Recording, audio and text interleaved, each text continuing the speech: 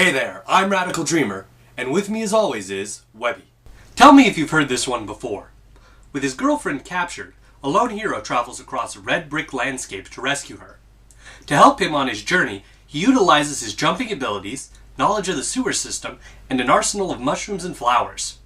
If you immediately thought of a story involving a fat Italian plumber, Kevin Spacey has something he'd like to say to you. Wrong! This is Pole's Big Adventure.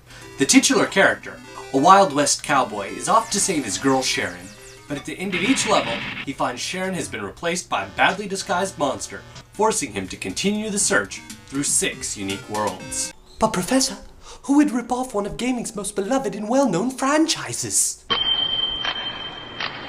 Of course, Sega! Now while the player's objective is to control Pole to rescue his girlfriend, that is not your objective. This is because you are not the player. Instead, you control the player, who in turn controls Pole. The unnamed player, voiced by Japanese comedian Indo Takahashi, is a completely separate character who contributes humorous reactions to the absurdity strewn throughout the game. Your goal is to find the 100 hidden gags the game makers put in the game to fuck with the player. The game itself controls like the love child of Mario and Mega Man.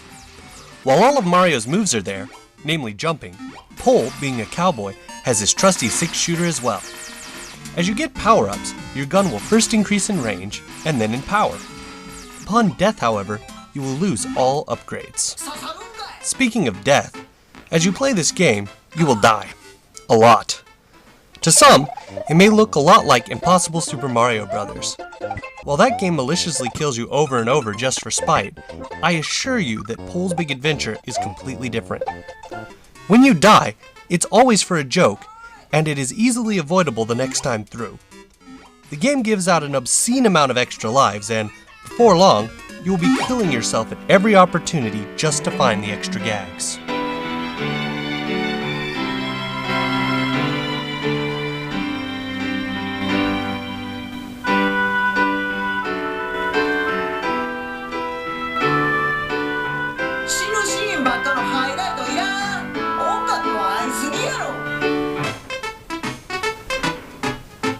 At its heart, Pole's Big Adventure is a hilarious parody of the 8-bit era. It costs only 500 Nintendo points, and even though it's only in the Japanese language, the jokes are all physical comedy, so anyone, anywhere, will truly understand it. However, Pole's Big Adventure faces a serious plight. Chances are, if you're watching this review, you will never be able to play it. This is because, like all WiiWare titles, Pole's Big Adventure is region-locked. Thus, you need a Japanese Wii to even be able to buy it, much less play it. This is bullshit. Like anti-Semitism and slavery before it, region coding is something that has gone on for way too long. Now, I understand why it happened in the first place. I mean, really, what was the difference between the Japanese Rockman and the American Mega Man?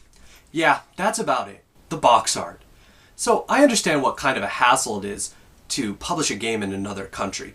So Japanese companies would just sell the rights to their games, and then an American publisher or a European publisher would pick up the game, publish it, and make some money.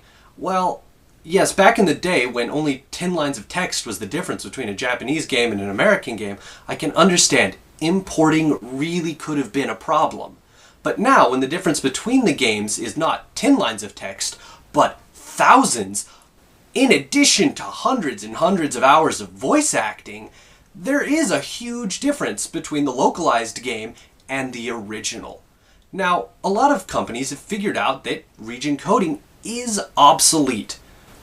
Others leave it up to the publisher to decide whether to region code or not. But good old Nintendo, well, they're not very good at, changing their ways. Why else would they just make the same stupid games over and over and over?